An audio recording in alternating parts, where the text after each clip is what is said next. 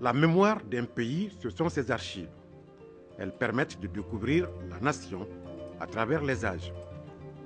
C'est donc conscient de l'importance du rôle de ces archives que le gouvernement a créé en 2002 la Direction nationale des archives du Mali. Elle est située à Hamdalaï, ACI 2000. Mais tout d'abord, que faut-il entendre par archives? Les archives ne sont pas faciles à définir parce qu'il y a eu plusieurs tentatives, mais malheureusement, toutes ces tentatives-là ont eu plus ou moins une définition écornée des archives, mais la plus grande et la meilleure définition a été celle adoptée par la loi française du 3 janvier 1979. Autrement dit, dans cette définition, qui dit que les archives sont l'ensemble des documents, quelle que soit leur date, leur forme ou leur support matériel, produits ou reçus par toute personne physique ou morale, par tout organe public ou privé dans l'exercice de leur activité. Et la conservation de ces documents est assurée dans l'intérêt public, tant pour les gestions, des besoins de justification, c'est-à-dire des gestions aussi bien que pour la justification des droits privés des citoyens, ainsi que pour la recherche historique. En créant la Direction nationale des archives du Mali, les autorités lui ont confié 4 missions essentielles: la collecte, le classement, la conservation et la communication. La mission générale, c'est que d'abord c'est un service public à vocation culturelle, chargé de collecter, centraliser, conserver, publier et communiquer tous les documents ayant trait à la vie de la nation, à l'organisation administrative, au témoignage des faits et gestes. Et c'est comme ça que nous aurons à gérer 3 catégories de documents qui seront des documents de direction, c'est-à-dire des documents de politique générale, des documents de décision à de hauts niveaux, et les documents de gestion qui sont, par exemple, l'activité administrative, l'organisation des ministères, la mise en œuvre de politiques et les documents techniques.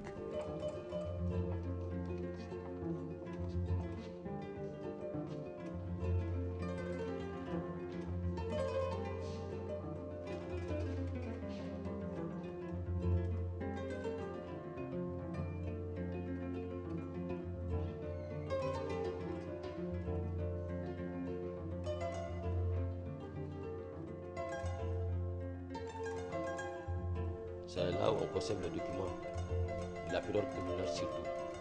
Il y a à peu près 3 fonds de la période coloniale. Le fonds le plus ancien se trouve à Koulouba, à l'annexe. Ça, c'est le fonds qui va de 1855 à 1920 à peu près. Il y a le fonds récent aussi qui va de 1918 à 1960 à peu près. Bon, à la direction nationale des archives, ici, il y a une partie du fonds récent qui se trouve ici.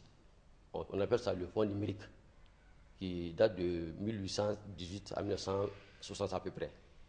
Il y a une partie de la fonds de la documentation coloniale aussi qui se trouve dans le magasin.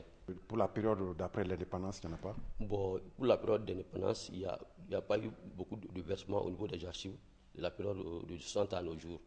Mais il y a des trucs, par exemple, les périodiques que nous recevons souvent. Par exemple, les sorts, les échos et d'autres publications.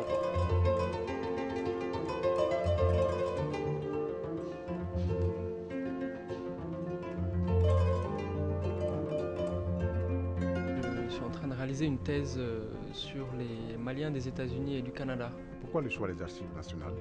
Alors les archives nationales, c'est pour avoir un support, en plus des entretiens, des photos que le chercheur a pour travailler, avoir des supports pour les événements passés au Mali, pour avoir des supports écrits qui sont en fait rares ici.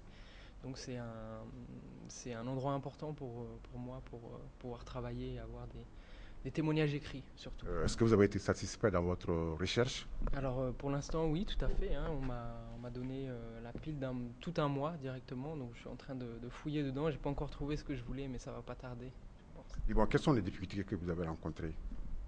Les difficultés, c'était, il n'y a pas beaucoup de monde dans le bâtiment, c'était trouver la salle des archives et voilà, avoir accès aux bonnes personnes, aux archivistes, quoi. Mais une fois qu'on a fait ça, il n'y a aucun problème.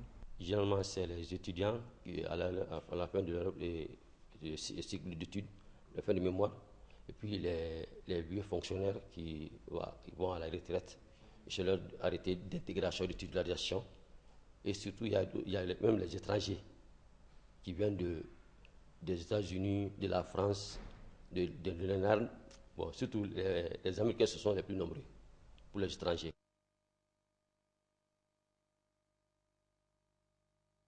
Voici le premier bâtiment principal des archives.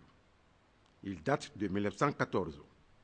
Aujourd'hui, le bâtiment sert d'annexe pour la direction nationale. Nous sommes dans la salle d'exposition des archives nationales à l'annexe de Koulouba, dans laquelle se trouvent les différentes photos des gouverneurs du Soudan français, à commencer par Borgny de Borde jusqu'aux actuels présidents de la République du Mali aujourd'hui.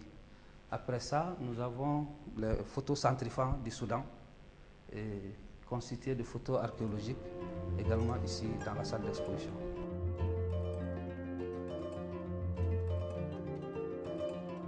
Nous sommes dans la salle réservée aux cartes, plans et sous des archives nationales.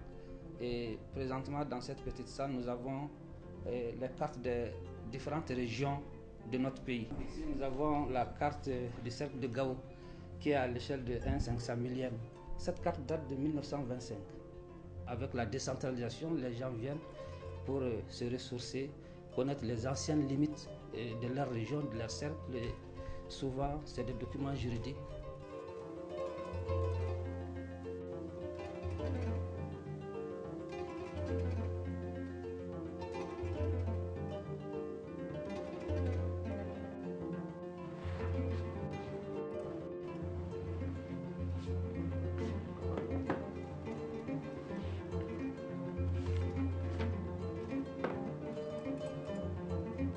Nous sommes ici dans la salle de lecture des archives historiques à Koulouba. Vous savez, les archives historiques remontent pendant la période coloniale, et précisément c'est en 1913 que le dépôt d'archives de la colonie du Soudan a été créé par William Pointy. Depuis lors, les archives de la colonie du Soudan ont été conservées dans ces bâtiments ici, et cette salle a depuis lors servi de consultation pour les chercheurs. Alors, on dit que les archives à Koulouba possèdent le fonds le plus important après Dakar. Effectivement, le fonds historique des archives nationales du Mali à Koulouba est le fonds le plus important après celui de Dakar. Et vous savez, la colonie du Soudan a eu le privilège de gérer une grande partie de nos pays voisins, comme le Burkina, comme le Niger, comme la Guinée. La Haute-Volta dans le temps. La Haute-Volta dans le temps, la Mauritanie, mais aussi la Guinée-Conakry. Les régions de Sigiri, vers les années 1896, ont été dirigées par la colonie du Soudan. Les documents les plus anciens que nous conservons aux archives nationales ici remontent en 1855. Précisément en octobre 1855, vous savez, l'occupation coloniale a débuté au Soudan en octobre 1855 avec Faidherbe, dont nous avons les premières correspondances de Faidherbe que nous conservons jusqu'à présent, même si l'état de ces correspondances n'est pas en très bon état. Nous conservons également les traités entre les chefs indigènes du Soudan avec l'administration coloniale. Et une grande partie de ces traités sont conservés ici, mais aussi d'autres sont conservés en Nantes, en Aix-en-Provence ou à Dakar. Aux archives historiques à Koulouba ici, nous avons des grands répertoires. Le premier répertoire est le fonds ancien. Le fonds ancien va de 1855 à 1920, donc la période de la conquête. Et ce fonds ancien est constitué environ 5023 dossiers. Et le fonds récent, qui est une suite logique du fonds ancien, contient environ 6300 dossiers. Autre lieu, autre décor. Les archives de la primature. Visite guidée par le maître des lieux.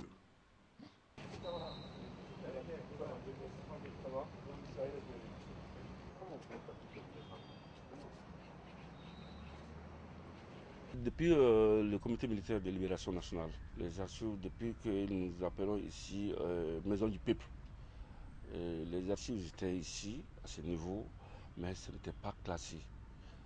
Donc il a fallu mon arrivée, les archives qui n'étaient pas classées, qui étaient pêle-mêle, on les a envoyés aux archives nationales.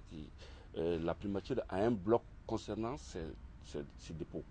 Mais à partir de 2002, nous avons eu à recourir à des camarades au niveau de Koulouba qui nous ont aidés à mettre en place un dépôt réellement digne des archives de la primature. Les types de documents que nous rencontrons ici sont multiples. Il y a les actes administratifs, les arrêtés, les décrets, les ordonnances, les procès-verbaux des réunions, les dossiers des conseils des ministres. Tout ce qui concerne l'administration générale au Mali se trouve ici à la primature, dans le dépôt de la primature. Voilà.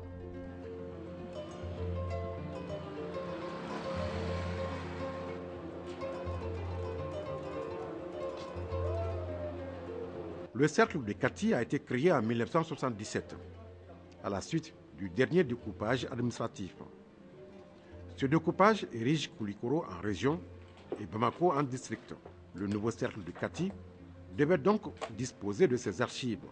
Le cercle de Kati, dès sa création, a d'abord résidé à Bamako, notamment dans l'enceinte du ministère de l'administration territoriale actuelle.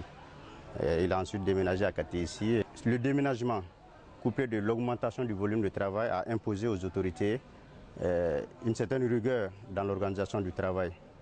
Et les archives étant le nerf même du travail, parce que c'est la mémoire même du service, les autorités ont déployé d'énormes efforts pour la restauration des archives.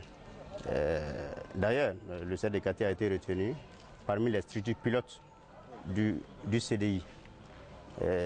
Ce qui a d'ailleurs valu l'érection des deux grands bâtiments que vous voyez, c'est-à-dire les archives et la section domaniale. Cet effort a vraiment permis d'abord pour le personnel d'octroyer un confort de travail et pour les usagers une certaine fiabilité dans les services qui sont offerts au niveau du cercle de Kati.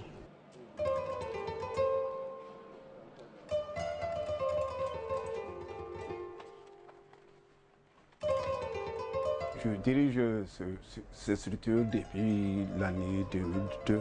Les archives de Kati, elles existent depuis le temps colonial. Le bâtiment que j'occupe aujourd'hui a été construit en 2006 par l'administration. Les archives de Kati ont pratiquement des documents avec lesquels je travaille. Il y a les dossiers fonciers en principe, et puis dont les lettres d'attribution concernant les concessions rurales, les habitations, les dossiers de transfert, les dossiers de titres provisoires. Quels sont les problèmes que vous rencontrez ici? Les problèmes sont d'ordre matériel. Les bâtiments ne sont pas tellement fiables au travail que je fais actuellement. Les problèmes du même genre sont signalés à la primature. Il s'agit de la sécurisation des archives. Nous avons un problème de sécurisation des archives. Les archives de la primature ne sont pas sécurisées. Au moment des pluies, l'eau rentre souvent et ça nous pose énormément de problèmes. Nous sommes obligés de tout faire, tous les dossiers se trouvant à même le sol, de les faire monter ou bien de les envoyer aux archives nationales. Ça, c'est un. Les problèmes que nous avons ici, c'est les problèmes de conservation. Vous savez, nous sommes dans un pays sahélien où les conditions climatiques ne sont pas favorables pour les bonnes conservations de nos collections de fonds d'archives. Nous sommes défavorisés fortement par le climat, mais aussi par la géographie. Donc, le problème numéro un ici, c'est la question de conservation.